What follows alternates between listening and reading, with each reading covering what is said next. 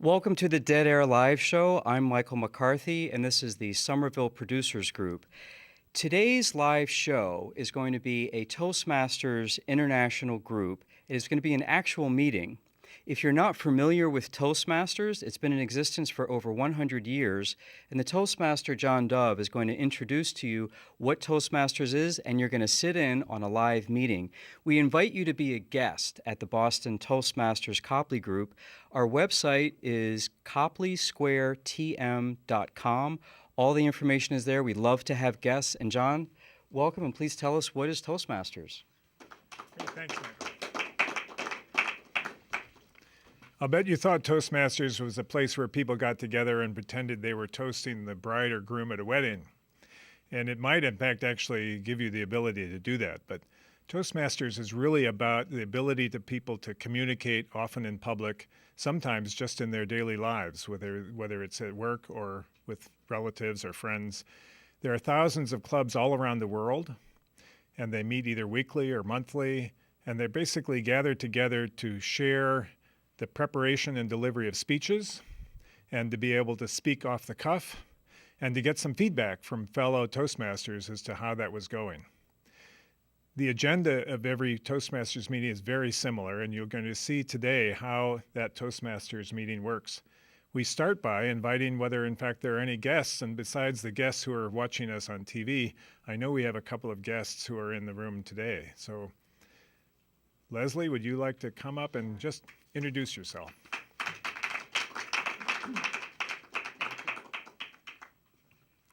So my name is Leslie Bistrowitz, and I've lived in this area for 30 years, and I currently work in marketing, food presentation, and graphic design. So since I spend so much time speaking at my job, I thought I'd come hear how others do it. Now I think we have another guest. Alex, would you like to come up?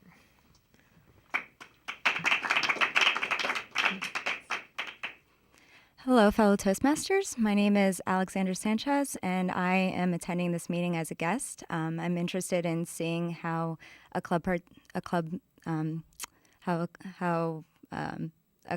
functions, and I've had experience being in a Toastmasters club in the past. So it's been a little while since I've been here, but I'm glad to be back and to see how today goes. Thank you.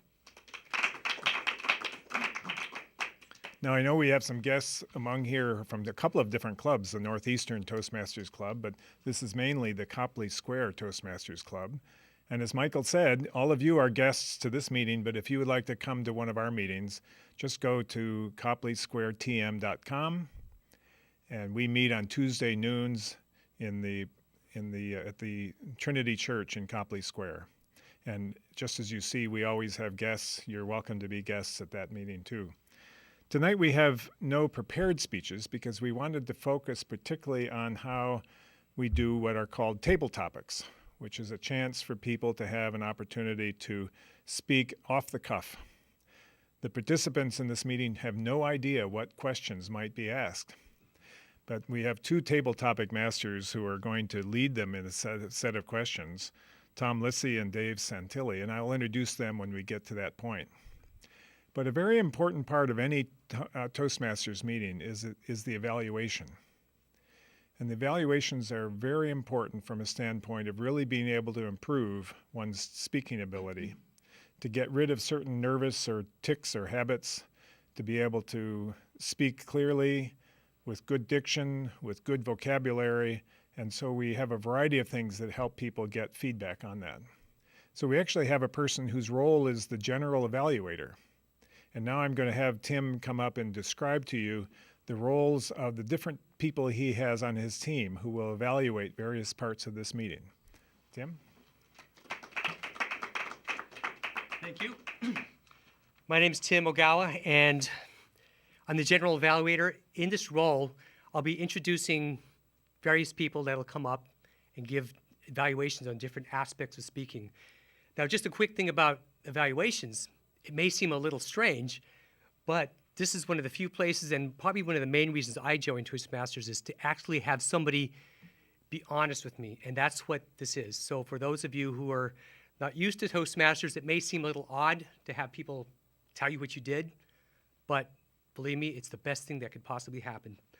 So the table topics are going to be in 2 sessions. The first evaluator will be Farshid Veristeh, and then next, evaluating the second round of table topics will be Caleb Page.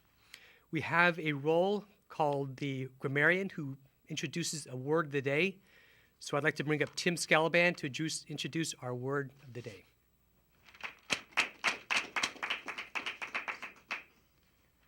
Good afternoon, fellow Toastmasters and honored guests.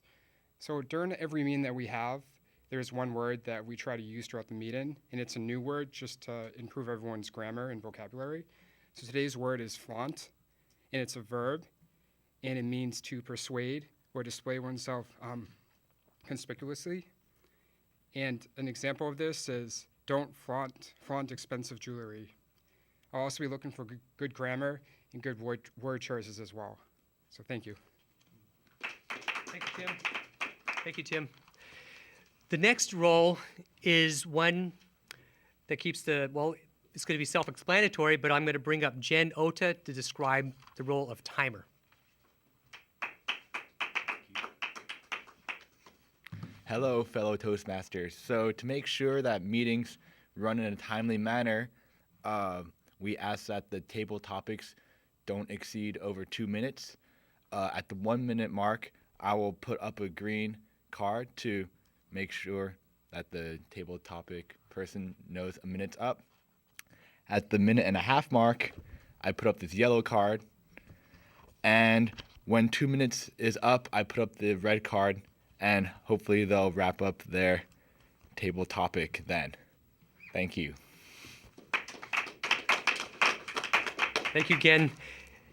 And the role that I love is the all counter. And today or tonight, Michael McCarthy will be the all counter. Michael, could you let us know what you'll be doing?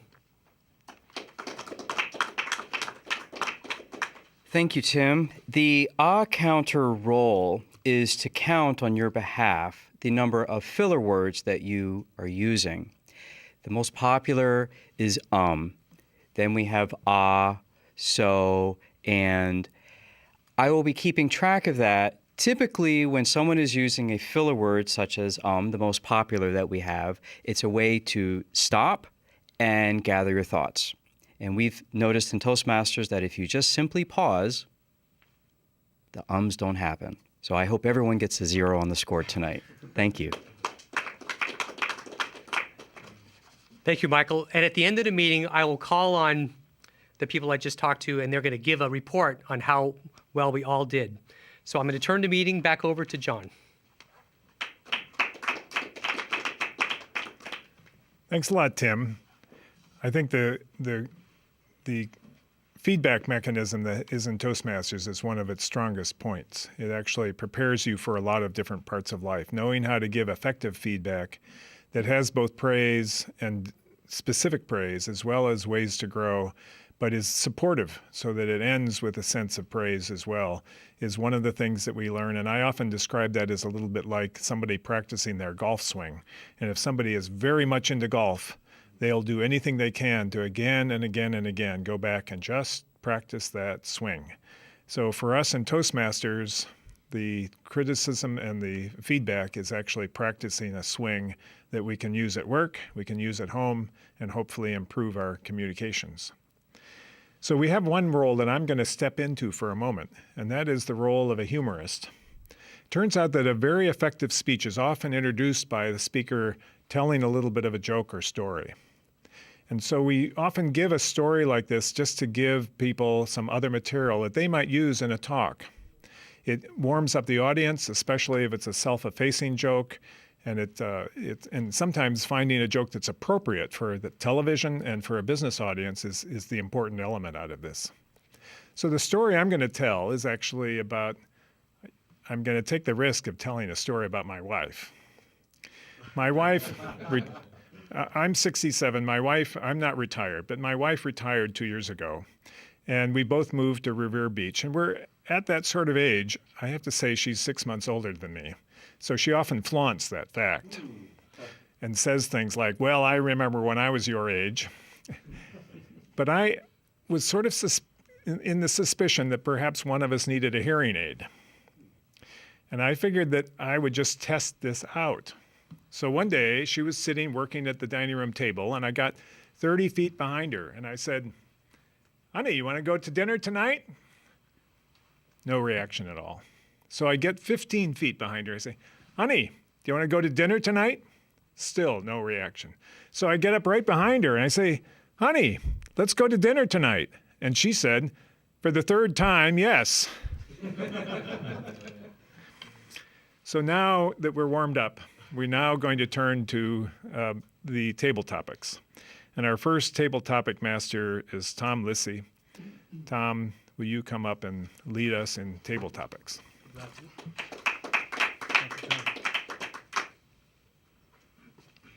Thank you, John.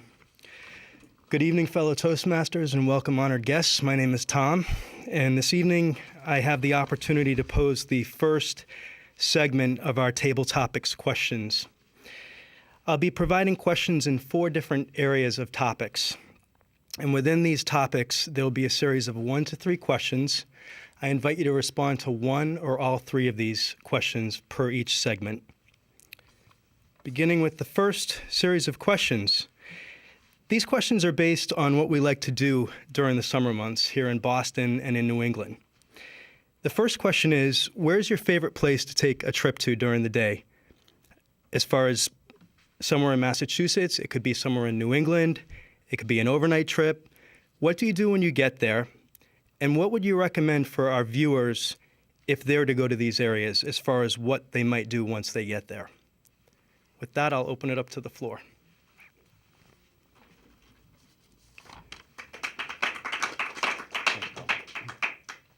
So my name is Caleb Page, and the question is what would be your favorite trip to take for a day trip in Massachusetts? Now, for my sons, my 4-year-old, his favorite trip would be to go to Purgatory Chasm. How many people have been to Purgatory Chasm? Purgatory Chasm is just about an hour west of Boston, just short of Worcester.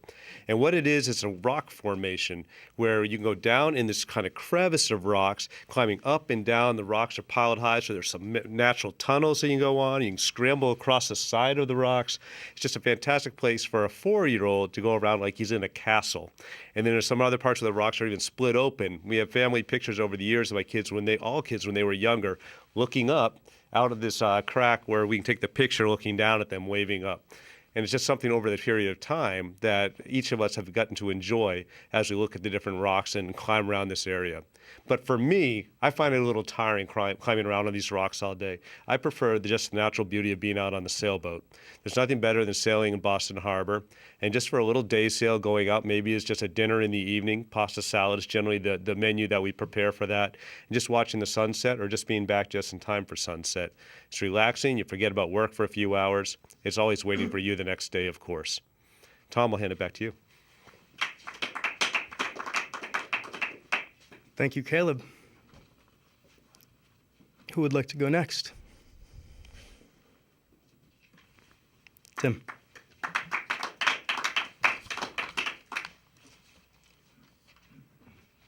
So the question, my name is Tim, by the way. So the question is, what is your favorite place to go during the day for like a day trip? So my favorite place is Lynn Woods, and it's right near my parents' house. So whenever I go home to see them, I always make sure that I take a trip there. And there's 3 reasons why I love to go there. The first is living in the city, you don't get a lot of time to yourself. So it's great just walking through all the different trails and just being out in the woods and just really having a clear mind and be able to just think. And then second, I just love hiking. I just love getting lost and just kind of getting lost in my mind and getting lost in the trails, not know where I'm going, just trying to figure it out. So I really enjoy that aspect of it. And if you're to go there yourself, there's some touristy things, I like to call them, that you can see there. One is a huge stone tower. And if you go to the top, you can see a 360 view of all the woods and of the ocean, which is really nice. And there's also a cave. And growing up, we used to love just going down there. So if you have any kids, it would be great to bring them there and explore the cave. So that's my favorite place to go during the day. Thank you. Thank you, Tim. Dave? Tom. Thank you. My name is Dave Santulli, and the question is, what kind of summer activity do I like to do?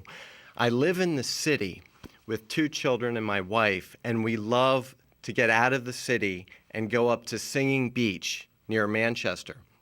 It's a wonderful place. You don't need a car. You can take the commuter rail up. It's a short walk to the beach. We grab big bags of sporting equipment, football, baseball, frisbee, soccer ball, head out there. And it's definitely a requirement to take the plunge. It's a lot colder, but it gives you that refreshing feeling. And it's mandatory on the way back to stop at Captain Dusty's for delicious homemade ice cream or frap.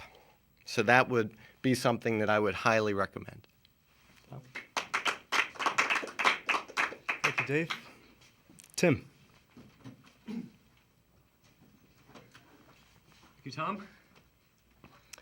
My name's Tim, and the question is, where's my favorite place to go during the day? So when you said it like that, during the day, there is one place that I actually go to, and John brought it up earlier. It's Revere Beach. Now, before you guys say, Revere Beach, there's awesome places besides Revere Beach. Let me tell you why I think Revere Beach is awesome.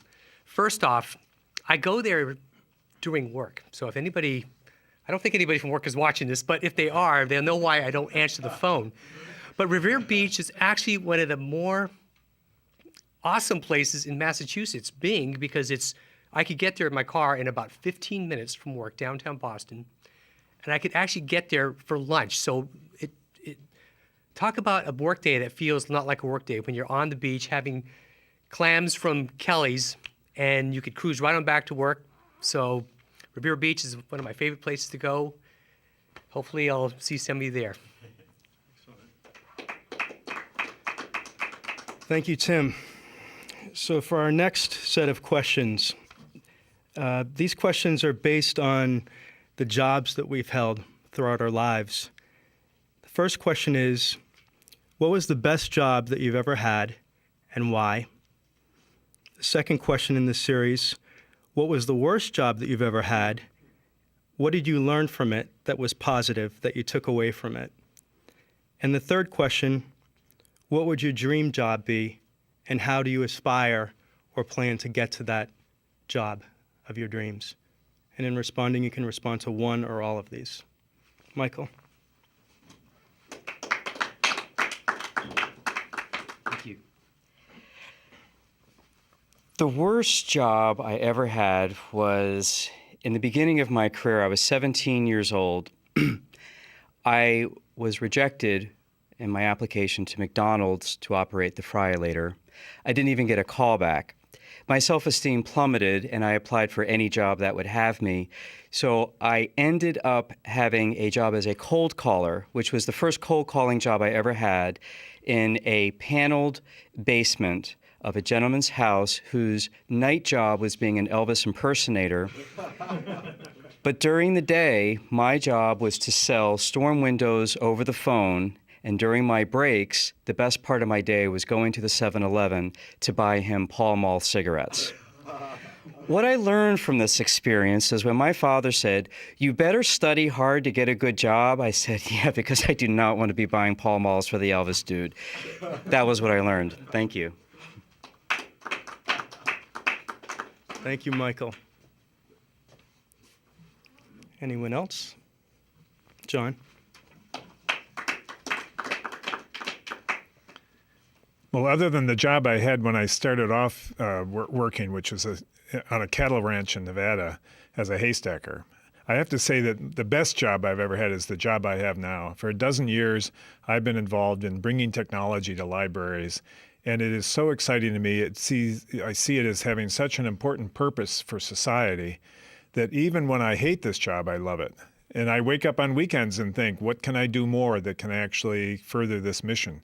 So it's certainly, we create online encyclopedias for libraries. They're customized to each individual library. They're as big as Wikipedia, but all from credible sources. And I just love it.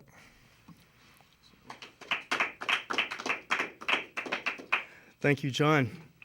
The last set of questions relate to life experiences. that we've had. These are also inspired by personal experiences I've had with my grandparents. First question, what is one of the most valuable lessons that you've ever learned? The second question, what did you learn from your parents and or your grandparents that you continue to live by today? And that one particularly resonates with me. Third question, what is the one piece of advice that you would give to someone who is younger than you?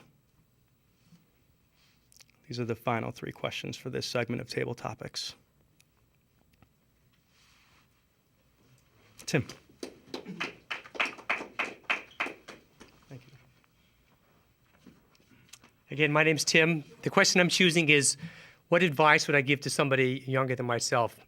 So the way I'm approaching this is, what do I wish somebody would have told me, maybe back when I was graduating from college or high school or anywhere? And that piece of advice would be, just don't take life too seriously, because I've seen the number of years have just flown by so fast, and I realized that most things that I thought were significant of any kind of significance, or I should have cared about, didn't really add up to much. And if I would have not taken it seriously and just enjoyed it in that particular moment, I could have had a great time. Whereas when I look back, I said, well, I kind of muted it by taking it so seriously, and myself seriously. So my advice would be, just enjoy yourself. Don't take life too seriously. Thanks. Thank you, Tim. I think we have time for one final. Tim?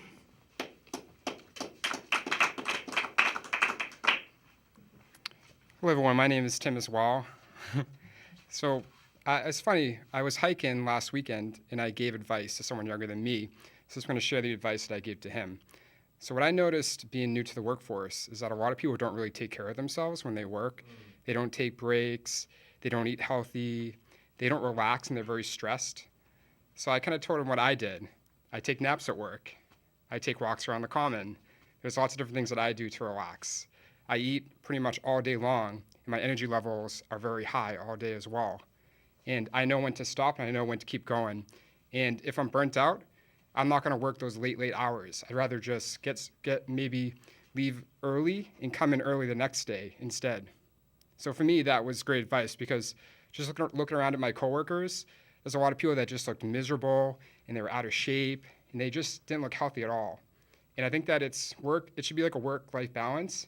And if you're not getting that in your current job, maybe that's not where you belong, and you've got to reevaluate that. So that's the advice that I gave to someone younger than me. Thank you. Excellent. Thank you, Tim. With that concludes our first segment of Table Topics. I will turn it back over to our Toastmaster, John. Thanks a lot, Tom. Now we're going to go and actually evaluate the speakers we just had, so you'll get a sense of what it's like in a Toastmasters meeting in terms of the kind of feedback that people give you. So Farshid Varaseth is going to be the evaluator of these table topics. Hello, my name is Farshid Varaseth. I have the opportunity to evaluate some of the fine speakers we have here. We have a very seasoned group of speakers, so I didn't find a lot of improvement areas, but I'll go through it anyway. The first speaker was Caleb. Caleb over here. Caleb, you talked about the. Thank you. You asked us a question, which was very good. You engaged the audience. It was very imaginative. You had very good eye contact, and you involved the audience in the experience, and we could all imagine being there with you. That was great. Thank you very much. Tim, you introduced yourself. You had very good eye contact, and you gave three reasons of why. I'm sorry. I may have. Were you the second speaker? I apologize. Tim 1, Tim 2, Tim. I'm sorry. Yes, sorry. You had very good eye contact. It was a little too fast. Not a lot of hand gestures. However, the story was we like things instead of three. Everyone likes things instead of three. So that kind of made sense to the audience. We could follow you. And you shared why it is your favorite place to go. And we could all relate to what your experience was. And I'm looking forward to getting more information from you so I can go there later myself. Thank you for sharing. David? Thank you for sharing the story with us. It was about family. You had very good hand gestures. Not a lot of improvements I can think of because you're a very good and seasoned speaker. You gave us an idea of why you gave us few good reasons why we need to visit the area. And that was a great speech. Thank you. And I've noticed that most of the speech, the table topics, the responses were about nature, which brings up that means why we need to go there. Tim, you talked about Revere Beach during work, and that's a place I don't go to often enough. I used to, and I think it's a great place to go to. And during lunch, and he has great food. If I may suggest to speak a little slower, not like the way I'm doing right now, but be more measured, so this way we can follow you and the sentences don't all pile up. Thank you. Michael, we had the worst job, and we've all had worse jobs, and you were very imaginative and also humorous, and we could follow the story. We've all been in your shoes, where we've had the job we didn't like, and in terms of the way it was delivered, it was very nice. I don't have any improvements for you. Thank you. Thank you for sharing. John, you had the best job, and as in your current job right now, you were very much to the point. You are, again, a seasoned speaker. I can't find too much improvement areas for you. I wish we all would be, at some point in our lives, at the level of your speaking abilities. Thank you for sharing. Tim, the advice you would give someone, and I wish someone would also have given me that advice about not taking life too seriously, and I would, in terms of the way it was delivered, it was very nice. Again, slowing down the way you were delivering the speech would improve it tremendously. Thank you again. Thanks. Tim, too. The advice to others and the way you deal at work, the way you take breaks and you relax and take naps. I'm not sure how you get away with taking naps. Maybe you can share that with us later. But you also kind of sped up as you got towards the end. If you slow down, I think the delivery would be much better. Thank you all.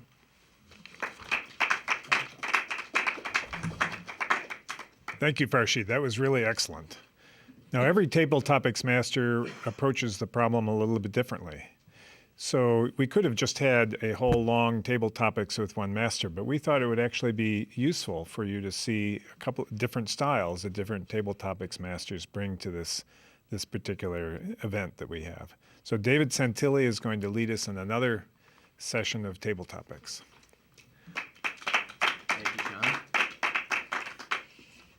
Good evening. My name is Dave Santulli. It's a pleasure to be your table topics master this evening. Who doesn't love a good story? We all love a good movie, good book. We have fond memories of listening to bedtime stories. And as we speak tonight, there are children throughout Somerville going to bed, and I hope parents listening to bedtime stories. Tonight is your chance to share some Toastmaster stories. I'd like to start off with an adventure or misadventure. Tell us about one of your travel sagas. Tim, come on up. Hello everyone, my name is Tim. So I'm going to talk to you today about an adventure that I had. In college, I went on a week-long backpacking trip in the Grand Canyon. So to me, that was a really great adventure, and it really was physically exhausting as well, and it took a lot of training. I would practice for weeks before, actually months beforehand, with heavy weights on my back, because you have to carry everything that you want to eat and sleep with into the Grand Canyon with you. But it's definitely worth the hike to get to the bottom, because there's no lights anywhere, and there's just stars up on the skies, and it's just absolutely beautiful. It's about 70 or 80 degrees in the middle of the canyon, even in the winter. Well, actually, the winter it's pretty nice. The summer it gets hotter, but I was there in the winter, so you pretty much just sleep out and look up at the stars, and you can see the sunset, and it was absolutely beautiful. So to me, that was a really great trip. Thank you. Thank you, Tim. Just pictured myself on the rim of the canyon as you were speaking. It's a perfect combination of nature and exercise. Now, we oftentimes forget some of the happy stories and even some of the sad stories, but we seldom forget an embarrassing story from our life. Does anyone have an embarrassing story to share with us tonight? Michael. Thank you. When I was 19 years old, I was a broker's assistant at L.F. Rothschild in Manhattan, and I was invited to the Christmas party, and true to my Irish heritage, I got drunk at the party, and I ended up talking to a group of other brokers, and the brokers said, oh, there are some other clients here at the party. And as I proceeded to have my 6th or 7th gin and tonic, I said, look at that woman over there who had this hair that was sort of in a mold. And I said, God, that looks like Betty Crocker, so who's her broker? And all the brokers around me just sort of got a little quiet. And I thought, God, they don't really have a sense of humor, do they? Well, about 10 minutes later, the managing director, the big guy, comes over. I didn't see him. I just felt this big clunk on the back of my hand, on the back of my shoulder. And I look up, and there he is smiling. And he goes, hi, Michael. I go, hi. And he goes, I would like to introduce you to my wife, Betty. Oh, God. So I turned super red in the face. I had a conversation with her. She ended up being the nicest person in the world. When I got to the office the next day, completely hungover, I had 12 phone messages from Betty. So that was dumb. Thank you. Thank you so much, Michael. Thank you so much. And embarrassment is definitely one of the best ways to learn life lessons, isn't it? Now, when we think of our families, we often have stories that have been passed down from generation to generation that become kind of like family fables or legends. And I'd love for you to flaunt one of those stories tonight. And if you don't have one of those stories, share something from your own childhood. Okay, Tom. Thank you. Good evening, fellow Toastmasters. And the question is, can you recall a memory of a family story that has had an impact on you and that you can recall to this day? And what comes to my mind first is during the war, during World War II, my grandmother and grandfather shared a number of stories with me about what they endured when my grandfather was overseas in Germany and Belgium and France. And it was just very powerful what my grandmother shared with me, because although my grandfather was on the front lines, my grandmother was manning the fort here, back home, all on her own.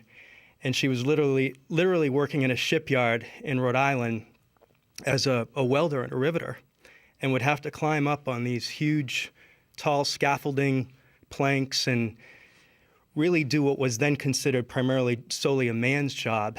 And here was this woman who you would never believe did this type of work back in the day and was just so proud of it. And the way she described it, it was very, very powerful and poignant. And it really resonates with me what women of that generation had to go through when the men at that time were overseas.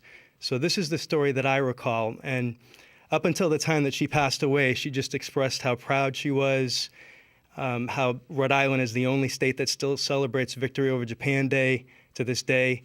And it just was a very inspiring story of courage and perseverance. Thank you. Thank you so much, Tom. Truly a story, inspirational story about the heroes that stayed at home during the war. And that's a wonderful segue into my next question. What is a story without a hero? And I'd love for you to share about one of your personal heroes. Tim.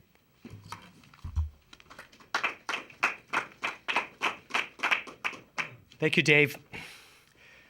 So this story, actually Tom's story reminded me of this particular story.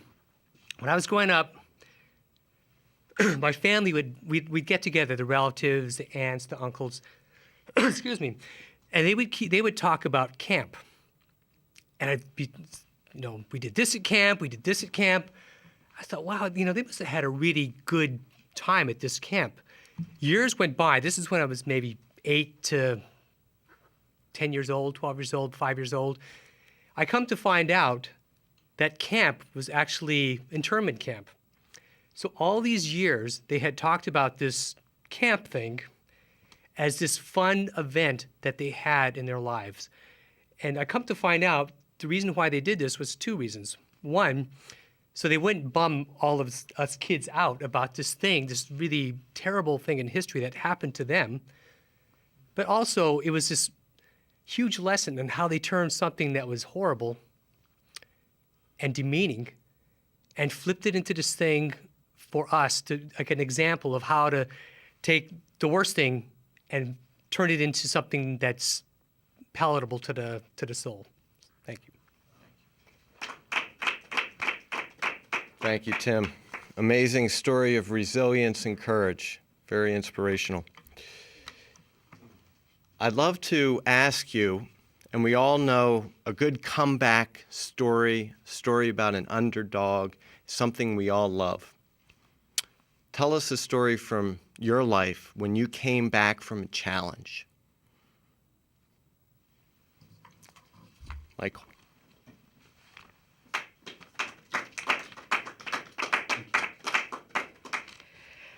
I've been fortunate that as for my childhood, I never had a tragedy or horrible event, but I did have one, and it came a few years ago.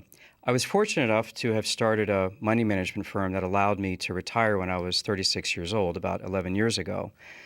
While I didn't really enjoy that, I put a little thought out into the universe, and I said, I probably should work again, but I'm not going to work again unless I lose all my money, because I'm too lazy. It's just easier to sit around. Well, unfortunately, my money manager was named Bernie Madoff.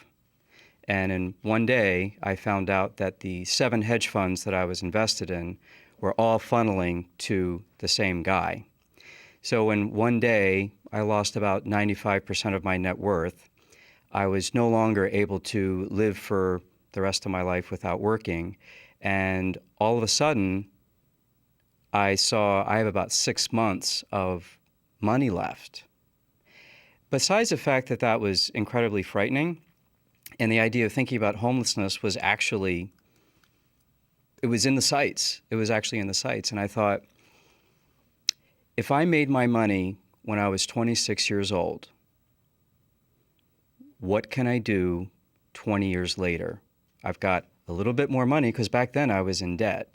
And now I have about 20 more years of experience.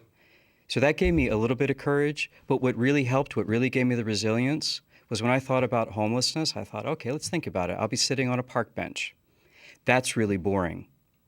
There's nothing else to do but roll the dice, take your shot, and go for it, because you can't fail because I'm already at the bottom.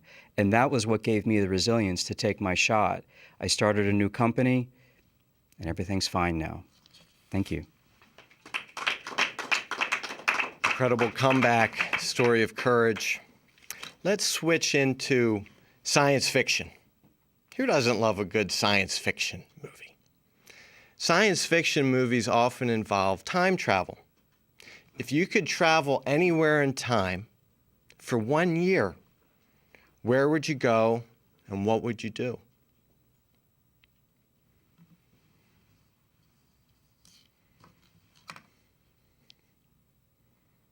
Any takers?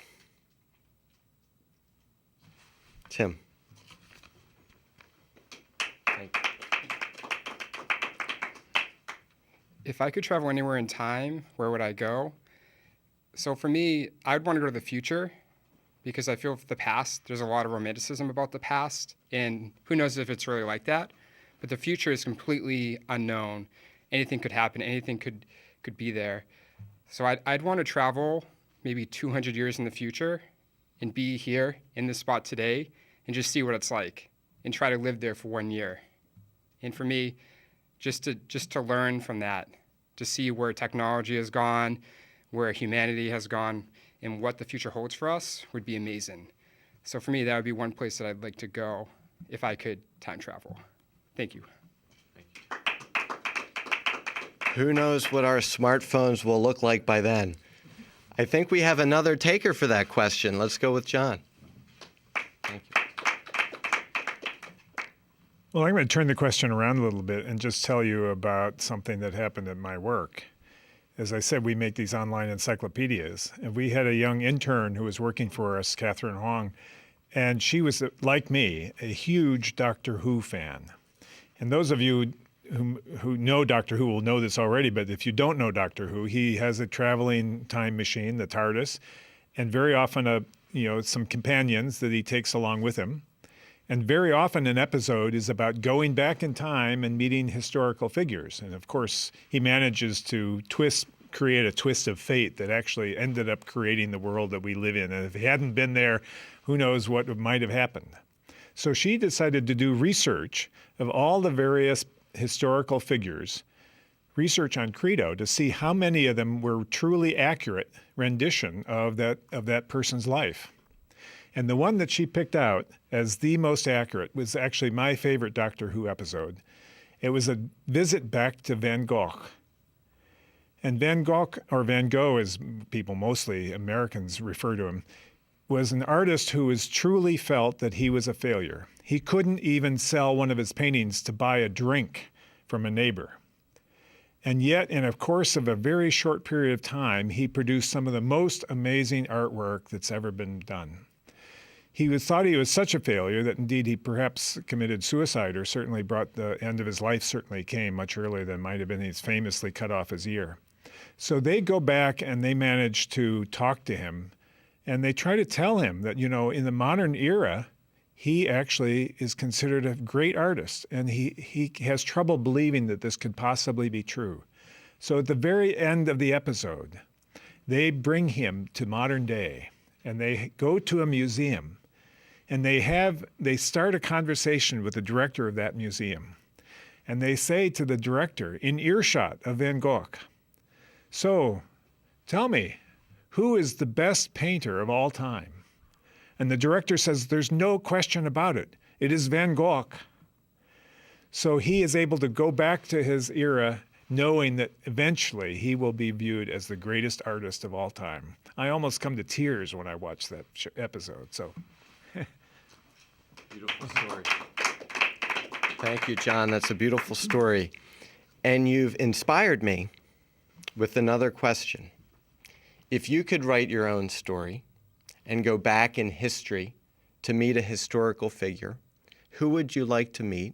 What would you talk about? Again.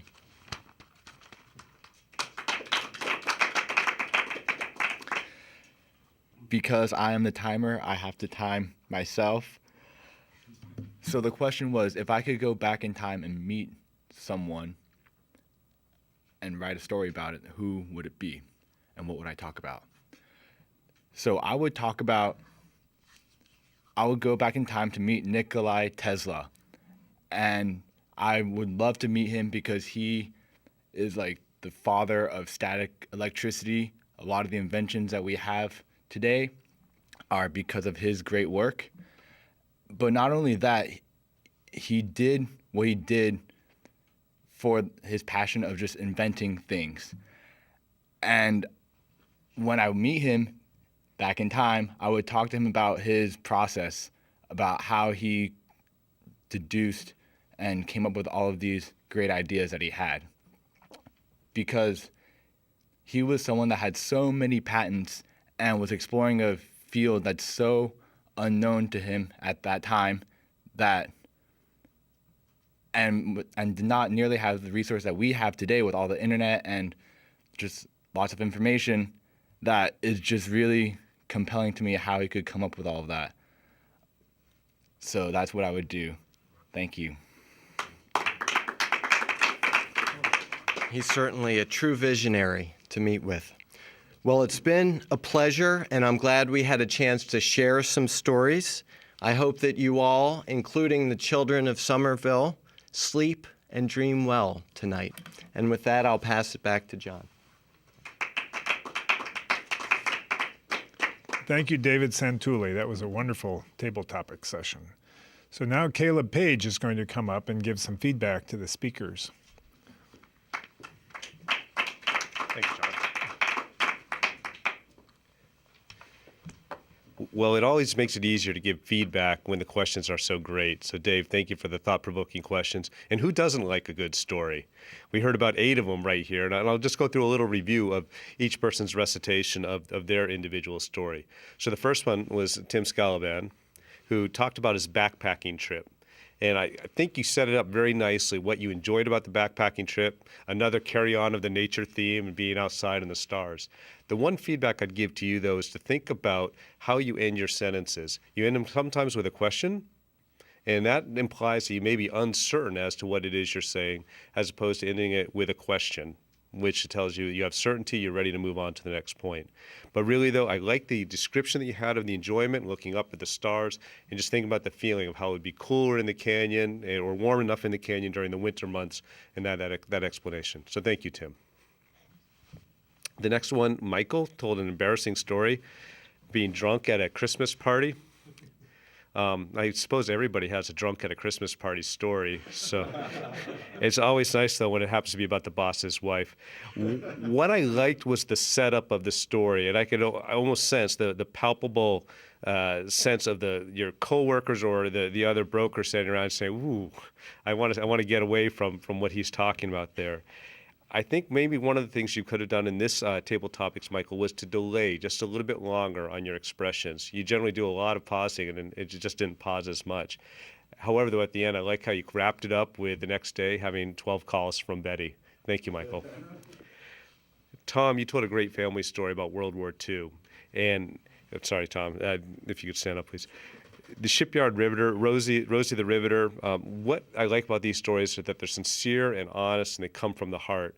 And it's just a good story about choosing courage over the perseverance that your grandmother had to deal with. And I could tell it came from the heart, and I think that just resonated with all of us. So thank you for sharing. Tim Ogawa as well, about your hero.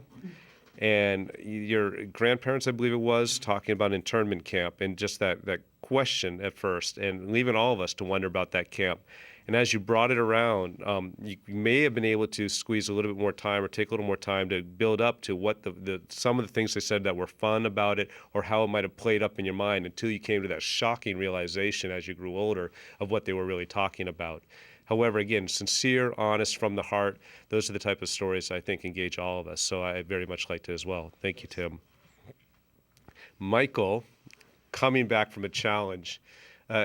Again, going broke stories. Anybody who's an entrepreneur knows that story, just how it feels. I have a corollary to being curled up on the couch one day, not wanting to go anywhere because it meant I'd have to spend money, and I could sit right there with you, saying, "Well, what do I do from here?"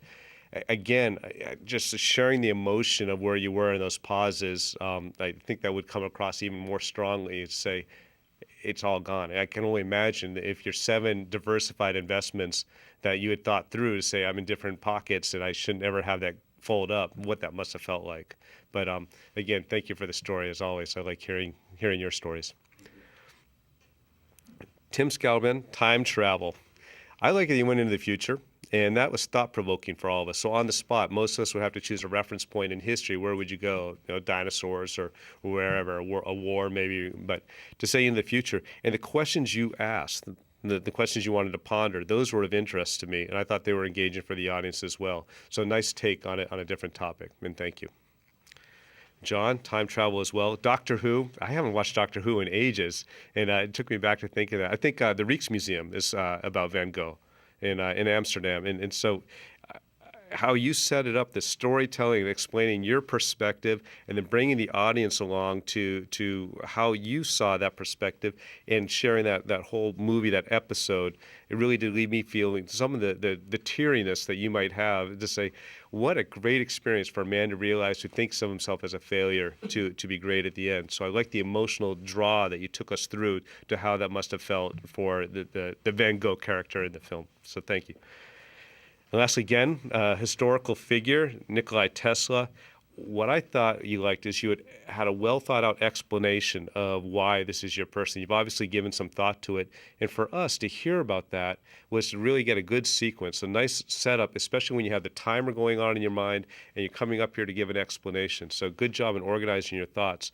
Think a little bit more about how you might engage the audience as you do that. It's okay to wander with the question that you have as you want to go around to each person. So as you do that, and that gives you a break from the timing role. But thank you very much again. With that, I'll hand it back to John.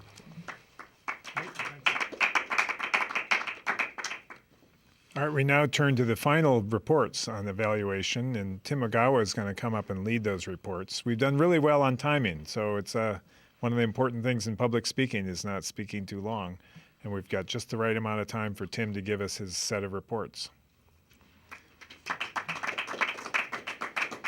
Thanks, John. Again, my name's Tim. I'm going to be introducing the evaluation team, or the roles, and then a little bit of wrap up around what we're going to be doing for what I thought of the meeting in general.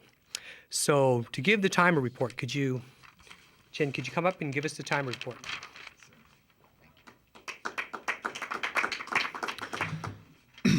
So for the first round of table topics, we had 6 speakers. Caleb, your table topic was 1 minute and 1 second.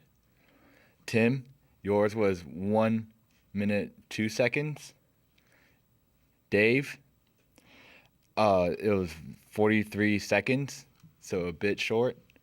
Tim, other Tim, it was 50 seconds.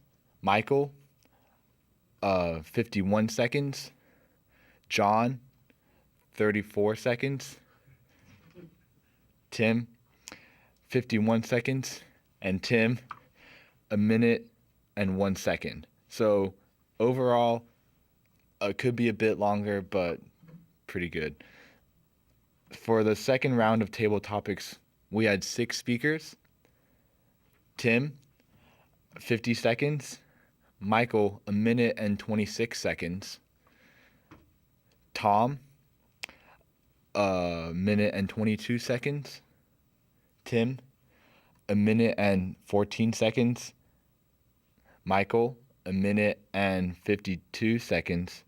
Tim, 37 seconds. John, 2 minutes and 17 seconds, so a bit long.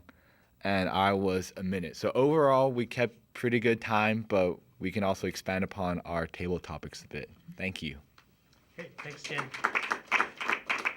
And next, can we have the all-counter report? Michael?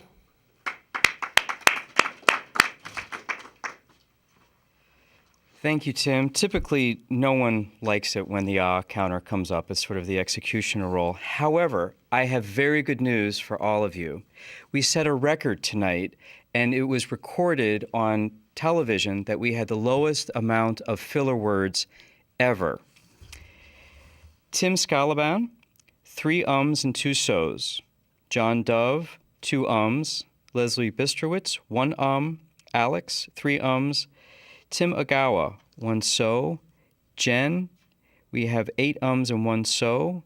Tom Lisi, 1 Caleb, 3 ums. Farshid, 7 ums. And the Olympic world record winner is David Santulli, clean slate, absolutely nothing. Perfect. Thank you, everyone. Thank you. So in the interest of time, we're coming to the close of our meeting. So we would typically right here have the grammarian, but I'd like to bring up John Dove to close out the meeting.